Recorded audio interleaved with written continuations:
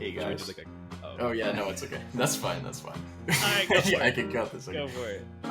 Hey guys, welcome back to the Sisyphus 55 podcast. Today we're joined by Elliot Sang.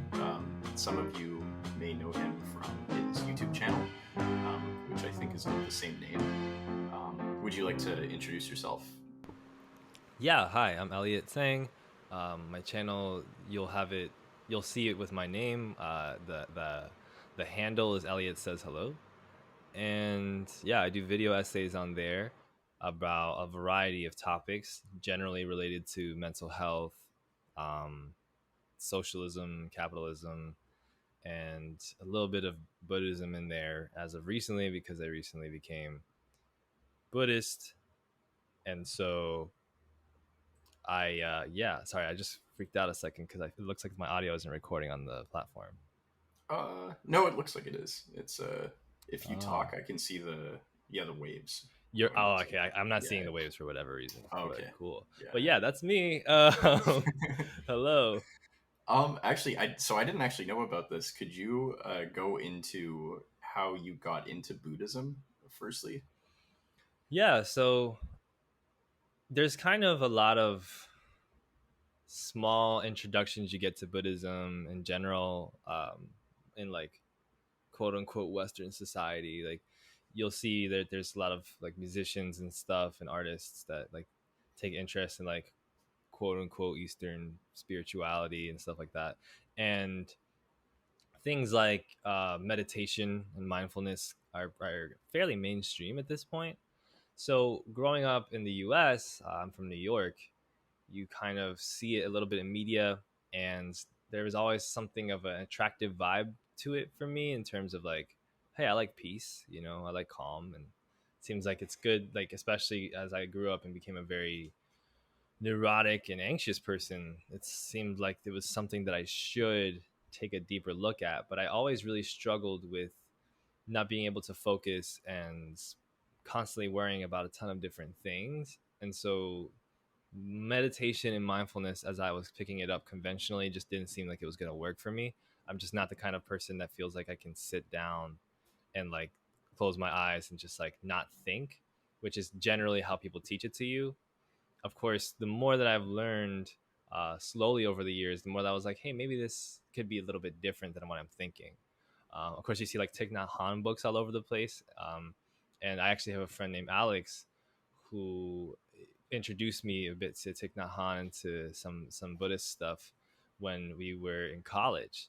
And she has just generally been interested in spiritualism, and spirituality for a while now, and so some of that stuff I found like a little bit helpful. And then as of recently, maybe like a year ago or so, it's interesting. I can't quite trace the origin, but at some point I decided to dig more into Thich Nhat Hanh. I think maybe it started around when I was getting a bit into philosophy.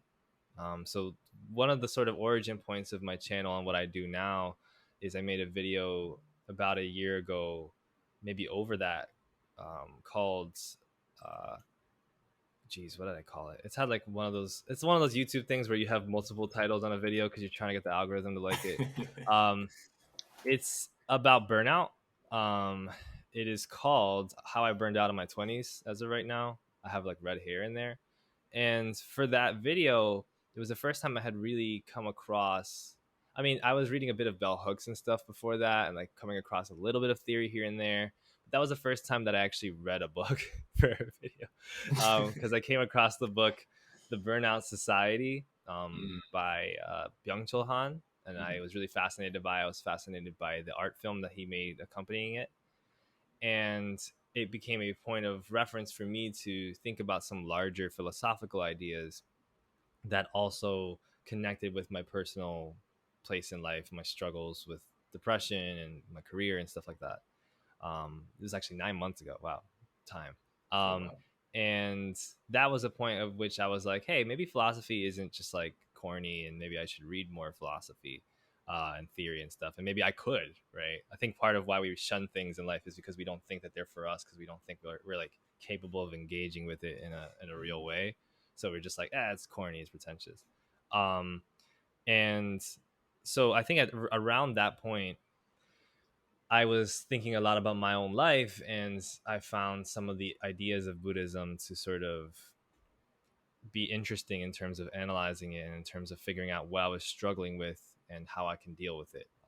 And particularly, I was fascinated to learn more about how Buddhism could be about helping people and not be about judging people, which I think you grew up with Christianity. Like, I went to Catholic school almost my whole life, and you grew up around a sort of very judgmental religious environment, very like guilty religious environment, a lot about guilt, a lot about hard rules or hard particularities.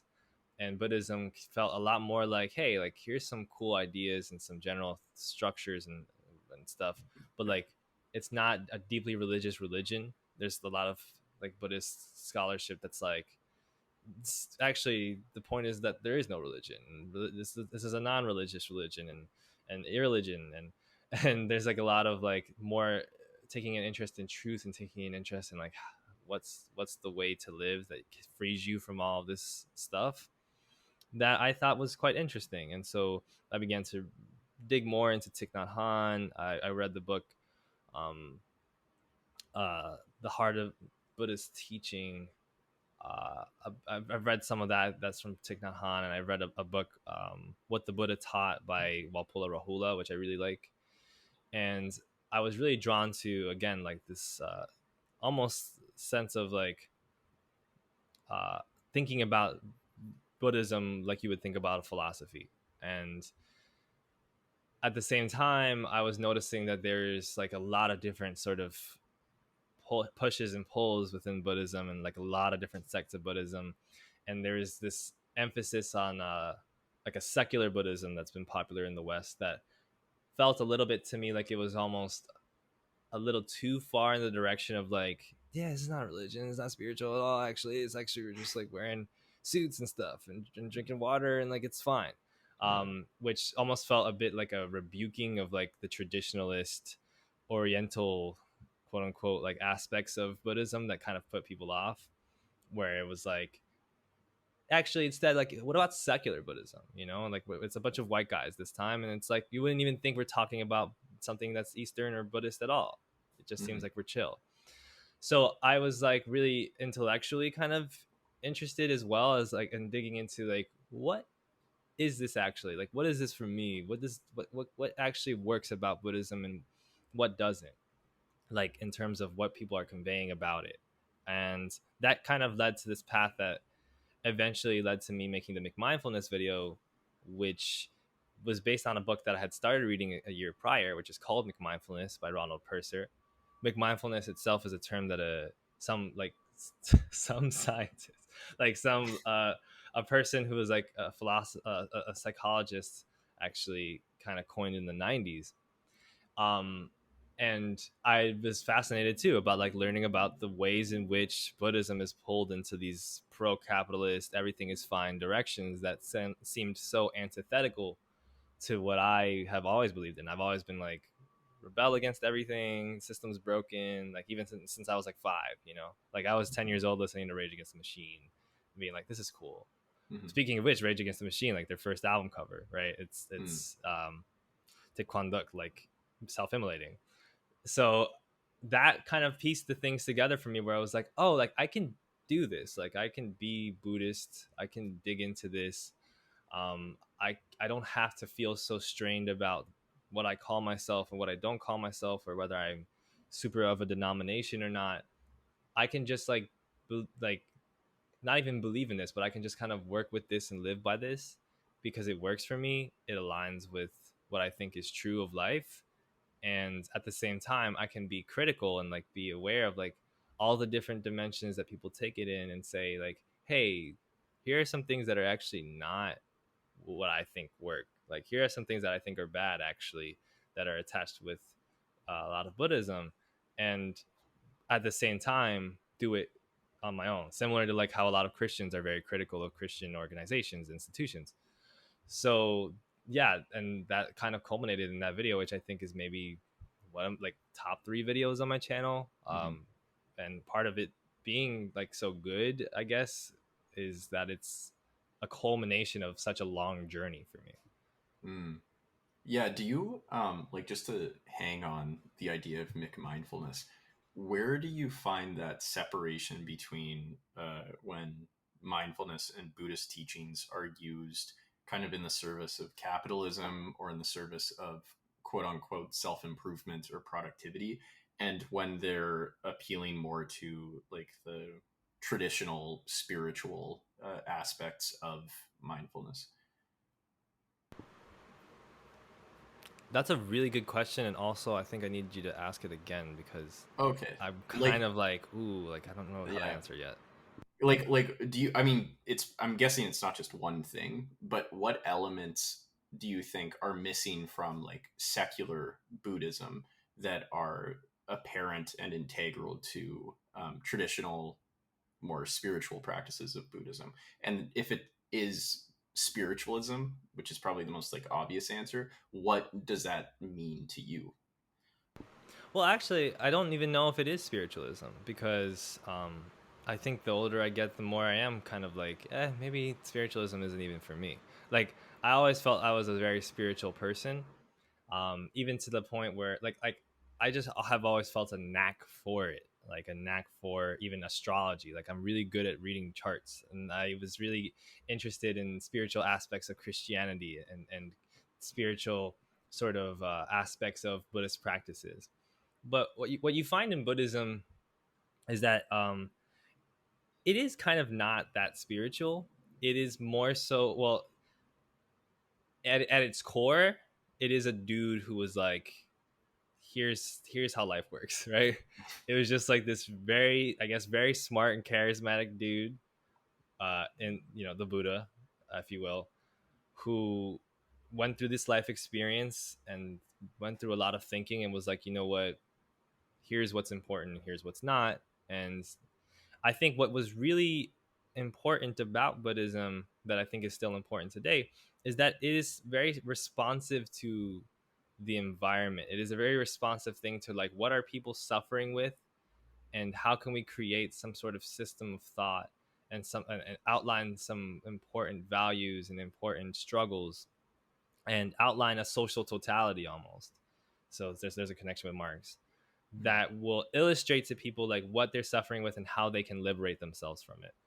And I don't even know if that is particularly spiritual, because there's a lot of practices of Buddhism, for instance, there's a lot of this in China, that are quite interested in a spiritual reading of Buddha, a spiritual reading of like even gods, right? In Japan there's like Buddhist gods and Buddhist representatives and spirituality, but there's also at its core not necessarily much emphasis on that. Like, a lot of what Buddha's early sort of like the parables that are told of Buddha are people who are coming out to him and being like, so what is like going to happen after we die, or like, is there something that happens when we achieve nirvana that brings us to somewhere else, or like, is this God, or is this something that I can do spiritually so that the spirits can help my father in this particular situation? And Buddha's general response in all of these parables is like, dude, I don't know. Like, that's not even important. Mhm. What's important is like, you're freaking out over a bunch of stuff you can't control, and you need to not do that, is essentially what Buddha would always be saying. So it's not even I guess you could almost say it's like an agnostic way of thinking, because it's not that Buddha was dismissive of spirituality. It's that he was a bit reticent, and a bit rejectionary. Is that a word? He would reject a lot of the tendency to rely on specific spiritual doctrine and faith and belief in that sense Mhm. to determine like how you should live your life, and determine as well like these parts of the world that we can just simply not know. Like, we can't know what happens to us after we die. It just seems pretty impossible to do that. And so us thinking about it and spending this time thinking about it and constructing the way that we live in day-to-day life, orienting towards a particular doctrine that says what we're going to have, what's going to happen after we die, just seemed like this entirely problematic concept to the Buddha. He was instead just like, hey, what do we know, right? The Four Noble Truths. Like, we know that there's suffering. We know that there is, you know, damn, I'm really bad. There's suffering, there's an escape from suffering, and there's a path towards liberation, Mm. right? And then there's a fourth one that I'm forgetting right now. So this is I how think good I am at yeah, Buddhism. it's like it's suffering is like constant in life, and then suffering is Yeah, caused by desire, and to end suffering is to like end that desire, and then that is through doing like the eightfold path or something like that. right. That's essentially Yeah. how it is. It's um, like suffering, dukkha, right? Then there's the cessation of suffering as well as like the one that I'm kind of forgetting about, which happens after, yeah, we go through the noble eightfold path. Um, and that's something that if you look at it is not really saying anything about like a god or about angels or ghosts or anything sort of particularly spiritual in the sense that we would think of spirituality. It's basically philosophy. It's basically like, hey, this is what we know in life is that there's suffering. And I Mm. don't think anybody could argue logically against that. I don't think anybody could argue logically against that humans fight against suffering too, like try not to suffer, right? um Maybe there's some spiritual aspects in terms of like how it's discussed, but Well, ultimately, I think like the when you get into like the karmic cycles and like reincarnation, that's right. probably the where some people probably get like the spiritual vibes from it, maybe. Yeah, I mean, most interpretations of reincarnation is going to be pretty spiritual, Hmm. right? Like it seems like a pretty spiritual concept, Yeah. but even that I think is like very up for interpretation, and something that even like, so Buddha Dasa is a thinker that I'm pretty interested in, and he was a Thai uh, preacher, you could say, a Thai teacher of Buddhism that was quite prominent in the early 20th century. And his thing was like, there is no rebirth, which is like a lot of other monastics were just like, this, I don't, what are you doing? Mm. But his point was like, yeah, like the point is like when you get to the point of nirvana is that you get there and there's no religion and there's no rebirth. And that's a particular interpretation of what rebirth is as well, Mm. because rebirth is not necessarily like you die and then all of a sudden, whoop, you're a squirrel. It's like life continues, Mm. and the more that we understand, like even non-dualism is something that I'm very interested in, and it's something that the way when you talk about non-dualism, it's hard not to sound like, you know, wee woo. It's hard not to sound like you're doing a spiritualist thing, but it doesn't have to be that. Not necessarily there's anything super wrong with that either, but it doesn't have to be that. It's just the understanding, like when you look in another person's eyes, you can kind of see yourself, because you see that we're all in life, and life is the ultimate constant through which things regenerate. And it might not look like it's regenerating, it might look like somebody, you know, and their body is dead, but like as life is continuing, what is that if not a rebirth? Because like that's just a continuous thing that happens throughout years and years. It's constant, and that's also the thing that we do, right? So yeah, it's kind of complicated. It's kind of one of those things with Buddhism where I think, to get more to the heart of your question, it's not so much about a spiritual aspect that's lost in like conventional modern secular Buddhism. It's more so, one thing that I think is really lost is a sense of morality. Mm. It's a sense of something that, so a lot of what was really interesting about the Mcmindfulness video, I read another book for it too, which is Buddhism Under Capitalism, a recent kind of compilation of essays. And you get a sense first that like Buddhism has always adapted to different systems, like since the beginning. Excuse me. There were political systems all over the world, all over throughout Asia, systems of ownership, and Buddhists kind of figured things out. And so some Buddhists owned slaves, like some monastics owned slaves, monastics traded, monastics owned property, some monastics were ascetics, some monastics did not own property. Like it was just a matter of adjusting to the environment, just like any kind of human thing. Mm. What you notice though is that people will adjust things according to what works for them. And with that, if today's day and age is you know, dictated by neoliberalism and capitalism, then the Buddhism of today will in popular circles, like as it is in the most prominent spaces, it will be an adaptation towards that. It'll be an adaptation towards neoliberalism Mhm. because we adapt to survive, right? But with that comes a lot of loss of certain aspects that make it so that you lose certain key parts. And I think we have a similar conversation about the left too, where it's like neoliberalism really has done a number on the left, right? Mhm. Really, they really got us with that one, you could say, because a lot of the modes of which we thought about life are very much affected by how we've all had to adjust towards neoliberal order, for instance, in the United States. And so, when I say morality with regards to Buddhism, there has always been an understanding, at least among certain teachers throughout the years in Buddhism, that the point is not to just sit and meditate. Like sitting and holding hands and meditating and going, whoa, is not doing really the thing.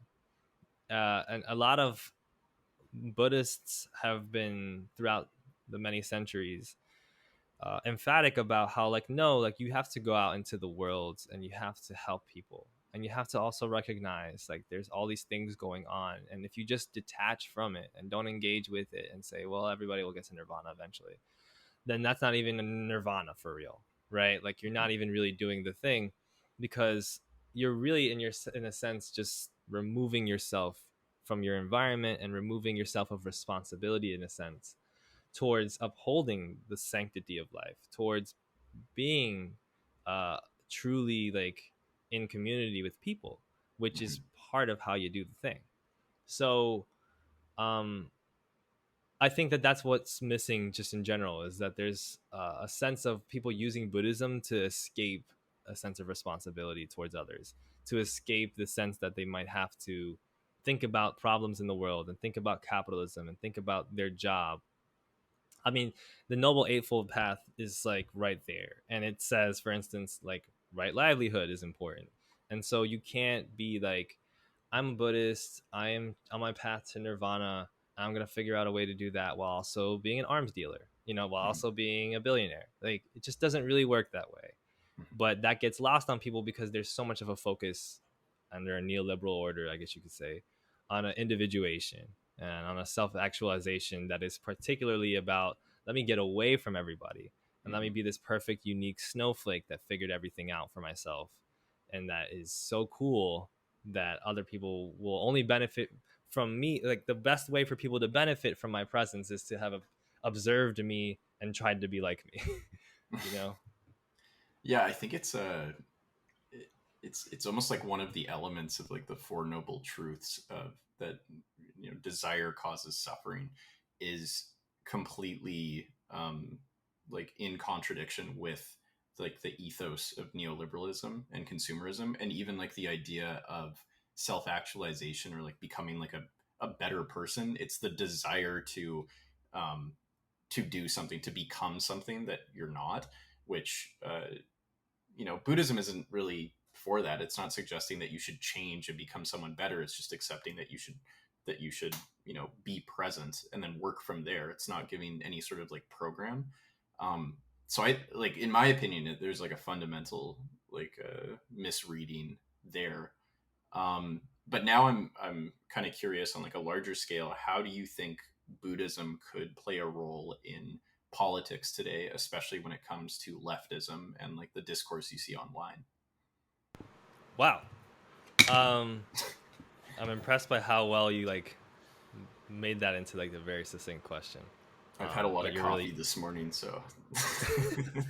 you're also just really good at words. Let me take a sip of my ginger ale. All right. I think that was so pretentious. I think so I've talked about this before. Mhm. And like to some degree of like, I think that there's something in Buddhism that could be really useful and really powerful to left politics, to leftist communities online, to leftist organization, to leftist theory and philosophy. And something of a response that I get sometimes is like, boo, like spiritualism, get it out the stage, right? Which is part of why I'm like emphatic about like, not only just because of my own experience, but like also I just want to emphasize to people that I'm not sitting here and being like, this, believe in this ghost and you got it, right? Like it's not nearly at all about that. But for one, I think if you look at Buddhism in terms of what those teachings are, and the noble eightfold path, and when we talk about like this sense of morality and this sense of contributing to the world in a way to where you're, you know, having that understanding of non-duality again, like if other people are suffering and you're not suffering, that's still, you're still suffering because life is interconnected. And like if you're self-actualizing but other people are suffering, like you're not self-actualizing because there's no self. um so there's something really radical about that, and I think really, as you put it, antithetical to what we're kind of fed, and what we kind of understand as like life, uh, because of capitalism and this evolution of capitalism that we're in, or devolution, and this sort of rise of neoliberalism. You have this um, intense focus again, like on individuation and a particular brand of individuation that says like, hey, you're a self, you have this very unique life, and nobody's gonna know anything about it except for you, and that's why you have to pick the thing that works best for you and just go on your own path until you hit the peak and you're finally like you fully, and you've made the best of yourself. And if you haven't made the best of yourself, then that's bad. Like the point of life is to like have this construction that there is a self, which is just like Buddhism is like, no. Right? Like you have to, like, that's such an important part of Buddhism that gets lost. It's like no self, right? Even no present, right? Like part of what you go to the present first is to sort of realize like eventually like, hey, present, past, future, it's all kind of made up, right? But like for a doctrine, or if you will, or for a teaching to say like there is no self and we are all interconnected deeply, and the suffering of others is also our suffering, that for one has a very important, it's just a very important repudiation of our current state of being, which is to say like, hey, other people are suffering but I'm doing well, so like there's got to be a justification for this somehow, right? Which like that's how it is, right? Like that's kind of something we all internalize and we all have to grapple with. But also the sense of like, when I think in terms of leftist spaces and online organizing and online leftism and all that. So I'm not like God of the left, you know, like I'm not here to like sit and like act like I know exactly how to fix the online left. There's a lot of people that will, I guess, try to be that. Mm-hmm. But what I've noticed would really like people would really benefit from is like, for one, like chilling out, because when you see the common struggles within leftist spaces, it always comes back to a sense of people like not being able to have an inner sense of peace with anything, like not being able to say like, this is what I'm okay with, or this is what I understand like is bad, or something that I am a little uncomfortable with, but I can deal with it. There is a constant focus on like everything has to be something that I'm comfortable with. And also that if I'm made uncomfortable by something, I have now the justification to burn this shit to the ground, which isn't good for like accomplishing group tasks. It's not like the best way to do that. I think we look sometimes back at like leftist organization and leftist revolutions and leftist struggles, and ones that we see have had successes, and we say like, man, why can't we do that? And a lot of it comes from the fact that in those moments of success, in those times where groups, came together and collectively achieved a task, nobody within the group was like, this is perfect, or this is going to solve a larger vision of existential like problematics. It was okay, but we should probably integrate schools though, like, or Mhm. hey, we should probably make some more money than this. But that's what politics is. It's agreements. It's not, it's not about, to my understanding, having some large philosophy about the perfect orientation of everything. Like, utopian thinking is useful as a construct, but it is not politics. It is fiction. It is creativity. It is ideas. It is ideology. But politics isn't dictated by ideology, really. It's very, realpolitik, right? It's very necessitation. It's very like a bunch of dudes realize that they don't have enough food, and so they're like, maybe we should move to a town closer that has more food, and then they leave that town, right? Like, these are the kinds of, like, I mean, a lot of it is not really like that, obviously, but like, these are the kinds of things that go into the decisions that people make, is just a practical approach to something. And so it is easier to organize into a collective when everybody's able to say, okay, but we're trying to get this particular thing done because we know, or we at least believe it to be something that will be better for us. Mhm. And what I think happens to a lot of people is that they grow up in neoliberalism with an understanding that politics is all about your individuated perfect sense of how the world should be, and perfect sense of who's evil and who's good, and how to be good and how to not be evil. And everything sort of becomes about the visionary and not about accomplishment of any type of task. So it doesn't matter that you didn't get anything done, as long as you and your couple of friends like are right. You're all right about the world. You're all right about exactly what the problem is, and you're all going to go on Twitter and talk about it, and that's what matters. It doesn't Mhm. matter that you are still fundamentally doing the same things with your lives.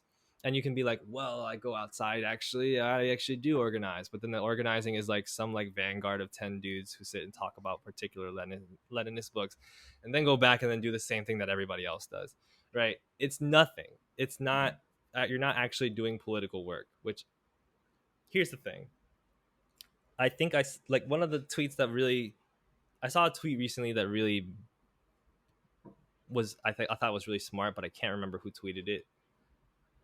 But it was somebody who said, like, people keep asking what the problem is with the left and why we keep like struggling, and I think everybody keeps ignoring the fact that, like, we're outnumbered, we have less resources, we are decidedly very small in comparison to the opposition, Mhm. especially when you understand the opposition is not just like a bunch of right wing fascist like paramilitary groups or whatever, but like the order, the system, Mhm. right? Obviously, like, you're not going to outnumber the system. You're not going to have more resources than the system. So obviously, you're going to be at a bit of a disadvantage, and that's going to lead to a lot of L's. What you have to do then is you have to make compromises and say, okay, well, we can't accomplish all of this, but here's something we can do tomorrow. Here's something we can do this month. Here's something we can do this year. And yes, throughout your entirety of your life, especially throughout your theoretical work and your theoretical conversations, and throughout the general path of what you try to do in your life, you have a larger vision that you'll never necessarily expect to get to within your lifetime, but that you understand is uh, the way things should be. Mhm. That's sort of the life of an activist. That's sort of the life of a radical. You die knowing that it's never gonna happen within your lifetime, and you live that way too. But that doesn't mean like, let me not participate in anything. Let me not like okay, like, you don't like the DSA, cool, but like, then what are you doing? It's like, okay, you don't like your local, like, at some point, if you keep falling out with every group, the problem might be you, because like there's issues that are happening. And I think Mhm. it's a very kind of standoffish way to put it, but like, so what, first of all, and second of all, I think part of why we see this tendency so much in the left is just because we're seeing it so much through social media. And if we look at what Twitter is and what I guess Threads now is and all these other sites, it is literally, it's neoliberal, right? And the point is individuation. The point is that you have your special particular platform with your catered algorithm and your particular following, and that's what it sells you. So of course, the tendency is going to be towards that type of thinking, even subconsciously in all the different interactions you have on those platforms.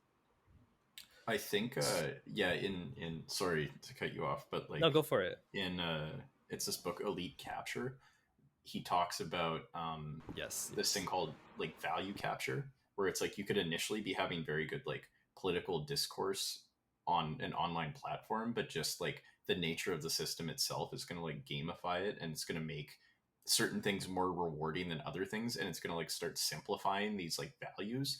So like a really, you know, interesting nuanced argument about theory is going to be less like prioritized and get less likes than, you know, like some meme about like a transphobic person or something like that. And you know, that in itself might, you know, it might still be effective, but it might not be like as intellectually effective, or like in terms of like activist work. All it does is just kind of feed into like the this like system that just becomes more and more like simplified, and eventually people's values shift and they care more about like likes and like what you said about like portraying themselves as like politically um correct, instead of like actually engaging in the actual political process or activism. Yeah, yeah. I think, yeah, you're speaking about Olufemi Taiwo's book, Mm-hmm. and he's on point so much. And I think what happens there is like, first of all, the tendency then becomes like, well, look at these assholes, and I don't really like doing that either, because it's just how we are as humans, is we adapt. Again, Mm-hmm. like, we're constantly adapting to things, and a lot of what is the most interesting and important about what we do is what we refuse to adapt to, right? Or what we intend to change. But I can't necessarily sit and just blame people for instance, excuse me. I can't sit and blame people for wanting to build a nice platform. I can't sit and blame some, you know, radical like Marxist Leninist podcaster for being like, the reason that I get a lot of likes on my tweets is because I tweet fire, you know, and like just leave it there. Like, obviously you're gonna feel that way, and that I don't even necessarily think you're 100% wrong on that. I also am like not interested in like a defeatism either, because I think ultimately there's something very like overwhelming about talking about neoliberalism, and the way that we talk about neoliberalism and the capitalist order. Maybe it's so influenced by the theoreticians that are popular in the 20th century that are basically like, everything is captured in advance, we failed, Marxism failed, what are we going to do now? Nothing, there's nothing to do. But there is something very spooky about the realization that YouTube will literally give you all the money and views you want, no matter like what you're saying in your video, as long as it's meeting what they need it to meet, like, which is that it's advertiser friendly, and that it gets views and clicks.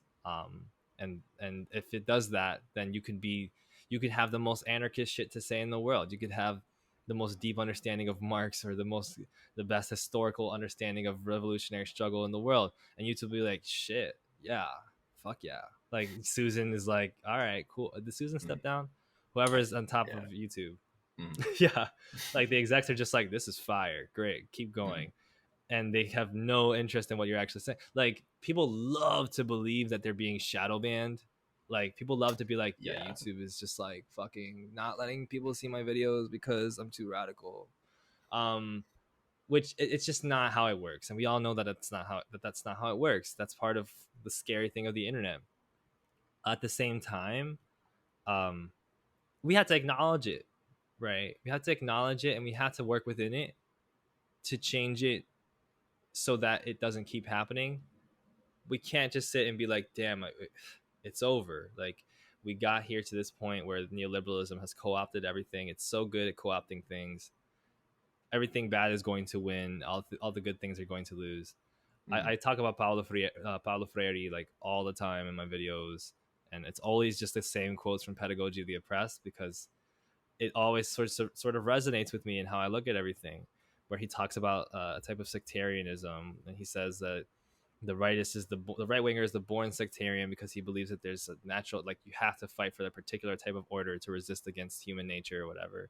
But there's also the leftist sectarian that thinks that everything historically is just going to happen the way that it happens because people will always do this particular thing and everything is just going to go this particular way. It doesn't make for good politics, and it's also just like not great. Mm-hmm. Because if you believe that, then like what's the point? And there's so many things that got accomplished in leftist struggle where people were like, dude, it doesn't really matter what the overall order of everything is and what the overall like neoliberal order has dictated and what got co-opted and what didn't get co-opted and what values got shifted or whatever. I need you to pay me a living wage. You know, that's it. Fuck all the other shit. You could have it, but right now I'm fighting for a living wage, and like Yeah. if I win this fight, I got a new fight to pick.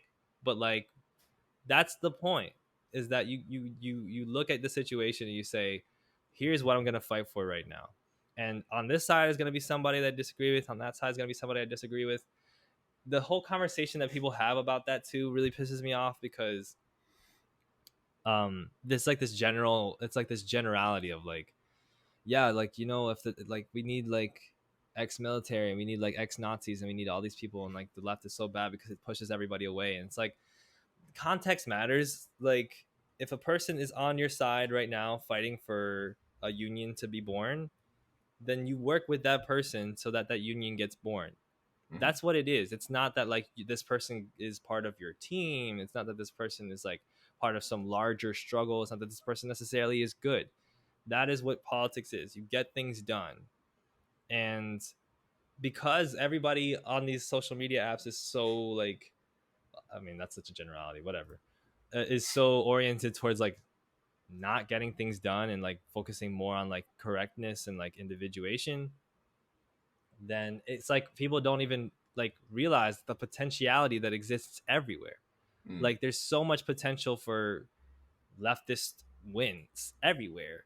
Mm-hmm. But the people who want to ostensibly do those things are more busy on Twitter talking about how fucked everything is. Mm-hmm. And maybe that's the problem. Maybe the problem is just also that there's like, that's, maybe we are fucked, who knows. But for me, from my standpoint, it's like, even if I know I'm going to die tomorrow, I will still fight for a particular thing today, even if Mm-hmm. it seems minute, because I think it can get done and I think it is good. And that's, I think, the way that we should look at things. And I do think Buddhism contributes to that in a way, because it gives you a sense of like, hey, like there's a lot of things that are completely out of your control. It doesn't give you an opt out to completely eschew engaging with other people, Mm-hmm. because other people are still there and there is still suffering and there is still the cessation of suffering and there is still the path. So Mm-hmm. keep walking that path. Yeah, no, I personally, like, I agree with everything you're saying with regards to how Buddhism could be useful, especially in philosophical terms. And I also just think like it's such a good parallel with just on an individual level how mindfulness or Buddhism can lead to effective change. Like I always think of like the if somebody was like an alcoholic and they're going to like they have like an almost like utopian vision of like their life if they were sober, and it's like, you know, they have like a family that's together, they're way more in shape, they're like they have more money, they're like they're just like healthier, and it's like this beautiful image, but it's so overwhelming and they're not going to be able to live up to it, especially if they just keep waking up every day like with a bunch of beer bottles by their bed. And Buddhism would very much like go against that sort of utopian vision. It's like, and it's that idea of self-actualization, this idea that like you just got to like be the best person you can be. And like, it's kind of a good message, but it's a little bit overwhelming. Buddhism would just tell this person like, it's day by day, and you wake up and you sit with like the craving of alcohol, for example, and you just ask yourself, where's that craving coming from, in a non-judgmental way. And you can see this like workout in therapy with people that are addicted, that this sort of technique just works amazingly. Like they don't have to like, it's not this like top down process of like, oh my god, I need to change everything in my life. It's this bottom up process where you're just like starting from literally the present. And I think it's the same thing in politics that you're talking about, is that instead of projecting this utopian vision of like, oh my god, we need to do like all of these things and it's overwhelming, then you quickly become really pessimistic. It's better to literally just start from like the bottom up, from like the ground, and work your way up. And you're right, like most leftist actions that were successful in history weren't trying to like impose some sort of utopian vision. Those usually were kind of violent in their end product. It's usually the ones from that were just emerging from the circumstances that they had, and were just trying to meet the requirements. Like there's something very Buddhist about that. And I just think, I'm sorry I'm ranting, but I just think in general with like the reason why I liked Camus is because he says like, I don't really care about metaphysics at all. I just care about whether or not we should keep living. Like that's the only important question. I think with Buddhism, the same thing, where there's just this kind of disregard over the abstract, like abstractions, what's real, what's not real. It's what's important, like in the moment in front of us. And I actually think that a lot of online discourse, and I think the reason why neoliberalism has been so effective is because it has really pushed this idea that the abstract is the most important. The thing that isn't real is the most important. And that's why I really like Baudrillard, because he doesn't say with Marxism it's the point of production is the issue. He says it's the point of consumption. We've all become consumers. We're just consuming like this abstract. We're not living in reality anymore. We're not engaging in it anymore. And it's just kind of slowly turning into this very kind of like a cynical, passive kind of acceptance of the conditions, and this idea that we can't change anything or we can't do anything. Like we just need to be more present politically, I think. But that was my rant. No, well, that's not a rant at all. I mean, I'm the ranter, like so far in this conversation. That was very succinct, and you were 1,000% right, and 1,000% about like the abstract, right, being this kind of this emphasis, Mm-hmm. right? And I think so. There's like a lot of wild different things that I can like directions I can pull in with like what you just said, but there's a couple things that like one thing I want to get at the heart at that I think you've hit at too. I think the alcoholism and addiction conversation is actually a great framework for it, which is that like from my understanding, the path to getting over an addiction or getting over a condition, which it like that's even wording it that way is like the problem, right? Mm-hmm. Like people think you go to Alcoholics Anonymous, you show up for a couple of classes, you get to a nice place, and then you're done. You've conquered alcoholism. Whereas people who are recovered alcoholics who are no longer alcoholics, and other forms of addiction too, will generally always tell you that it's like it almost feels like it's always on the corner, like it's always around the corner. It's still there. It's more that each day you're making that choice, right? You have the thing in your life, that thing that you remember, you have the class you go to, the therapist, whatever, that orients you to taking the other path.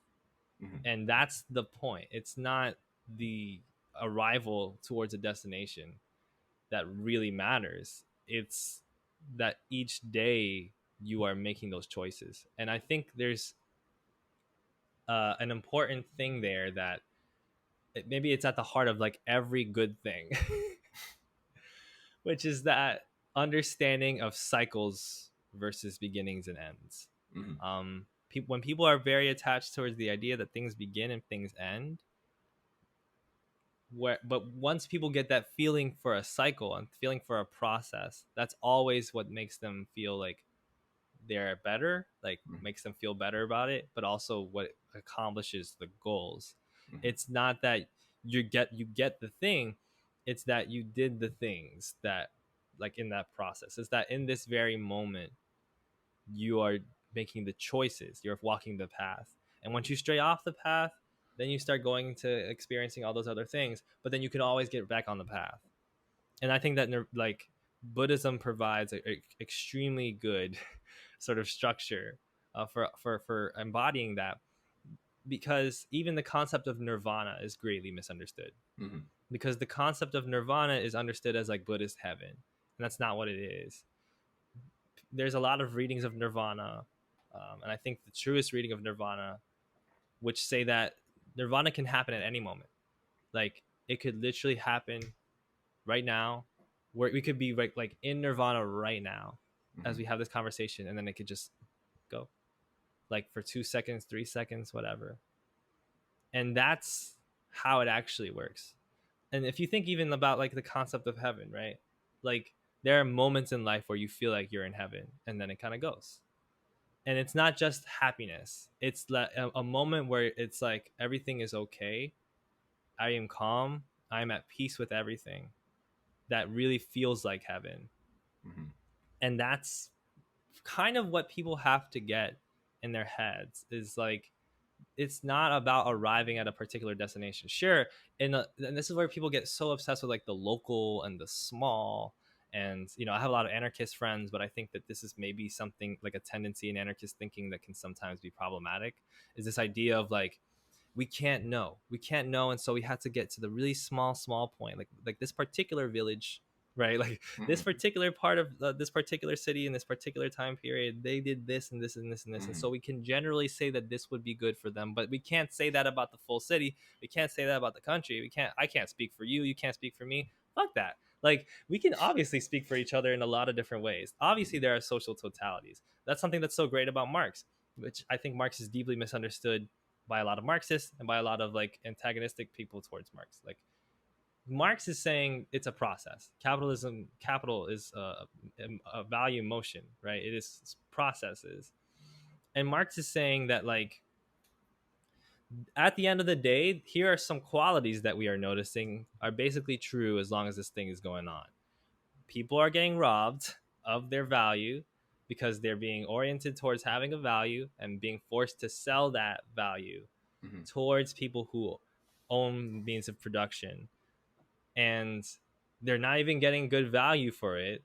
But the problem isn't even necessarily how much value they're getting for their labor, is that they are being placed in a position of having to have a value and having to sell it in order to survive, Mhm. and what that does to you, and then what you consider to be valuable as a result. And that's where you have these ideas of that's where we get the idea of alienation, and we get the idea um, commodity fetishism. Mhm. I saw a reading of commodity fetishism recently. Like it's kind of a popular reading of commodity fetishism of like, it's, oh, you think that this $100 Gucci T-shirt is valuable, but it's just the same value as this $5 this $5 white T-shirt from Amazon. And it's like, that's not commodity fetishism, right? That's just like markets Mhm. dictating things, right? Commodity fetishism, to my understanding, is this understanding that all these things are inherently valuable beyond just having an assessment within this process. Mhm. Because you have this thing, like, you bought this t-shirt and it is worth $100 because it is, and not because it's 2004 and this brand is really hot Mhm. and people are buying it for $100. And so then in 2009, when it's worth 50 or worth 200, you get all confused. But that's because you thought it was inherent. Mhm. And that's a lot more of what I think when we talk about uh, false needs created by capitalism, when we talk about commodity fetishism, and when we talk about alienation. We're not talking about people like literally just being dumb. I feel like so much critical theory gets read that way. It's just like, everybody's so dumb, they keep choosing bad things. Why don't they choose good things? Yeah, Which is that's like, true. that's okay. Like, you're eighth grade poetry mode right now. Like, this Mhm. isn't really a thing. it's that because your whole life is dictated by the fact that you're supposed to have value and you're supposed to sell it, and the more value you have, the better. And that if you really have a lot of value, then you start to own other people's value and you get to sell that. Mm-hmm. Because of that, then we attach, because we don't have that critical view of that, we just see the world that way. And so then we walk into a store, and if something has $20 of value, you say like, well, it's pretty good because I'm worth 30,000. So if this thing is worth 20, then that's a pretty good deal for me. Mm-hmm. Which is like, no, like that's not how humanity works, right? Your whole brain is being shaped around a system, and Mm-hmm. in order to start to liberate yourself from it in some sort of way in your personal life, let's say, you have to have that critical view of saying like, hey, like this is a system that is dictating things, and it's all kind of bullshit. And that doesn't necessarily mean that you just don't engage with it at all. Mm-hmm. I mean, you have to make money to survive. Like that, if that is a fact, then that is a fact. Mm-hmm. But it's to say that you don't buy into it as being something of a religion, right? Something of the similar to a Bible, where it's like, no, it says here that this is this, so I have to live by that. If I don't, then there's no meaning. Mm-hmm. And again, like this is where Buddhism is so great, because Buddhism is just kind of like, man, forget all that. Forget all this ideas of like you have to have a particular doctrine of all these abstract things that says what abstract things are. And this is what heaven is, and this is what value is, right? But Buddhism is like, so much of this is unknowable. But what we do know is you're suffering. Mm-hmm. So let's try to fix that, right? Yeah. And where does that come from? It comes from you wanting things. What do you want specifically? And Buddhism isn't even saying like don't desire. I mean, monastics desire all the time. Monks desire all the time. But you have an awareness of the desire. And Mm-hmm. so you also see when it makes you suffer. And when you are happy, you also see when it makes you happy, but you also know that it'll make you suffer. And so it's more so about, what am I going to choose now that I understand that that's happening? If I understand that my desire for this particular girl in school is causing me all of this suffering, is it worth it for me to keep desiring to be with her? Mm-hmm. Or should I just let that go? And that's, I think, more the question of like making those decisions in the present. Whereas so many people are just like, no, like it has to be, things have to be things, right? Mm-hmm. Which I don't want to get into too much of like again, like abstraction of like things are not things actually. But it's the obsession with getting to a perfect abstraction of life that is just sort of pointless. um Yeah. and ironically makes you unable to see all the things that are sort of generally true, because you can't accept them as having to be generally true. You have to make them abstractly, definitively, like naturally true. Yeah. Which is just never, you're not gonna win that one generally. Mm-hmm. No, I think we're nearing an hour, so I thought this is actually a very good. I think that's a very good way to summarize what we've been talking about, and just how Buddhism can provide some uh, frame of reference for specifically like leftist politics.